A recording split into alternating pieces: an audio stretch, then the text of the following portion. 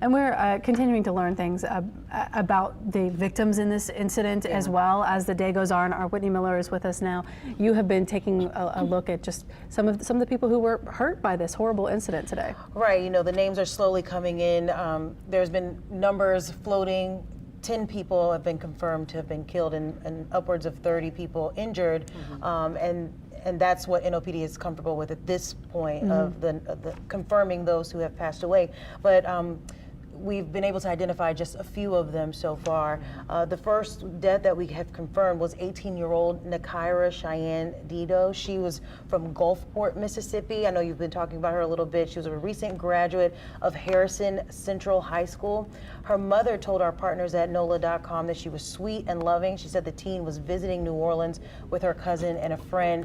I was scouring, you know, Facebook, trying to find out more information about her and just to see all the love and support that's coming into her family. On that Facebook post, her mom posted and said, you know, that her daughter was involved in this, and so it's really tragic to see that. They're heartbreaking for sure.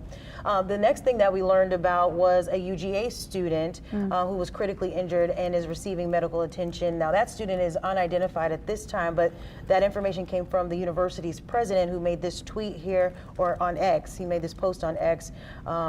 That student has not been identified. In the statement, though, the university's president said he was in touch with the student's family and has shared his concerns and well wishes.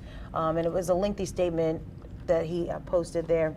The next person that we have learned about who has passed away is 37-year-old father of two, Reggie Hunter, from Baton Rouge. A cousin of his told our partners that he decided on a whim to go to Bourbon Street. He and another cousin were hit by that vehicle. Hunter died. His cousin is in the hospital with extensive injuries. So one of the 30 plus that are being treated right now.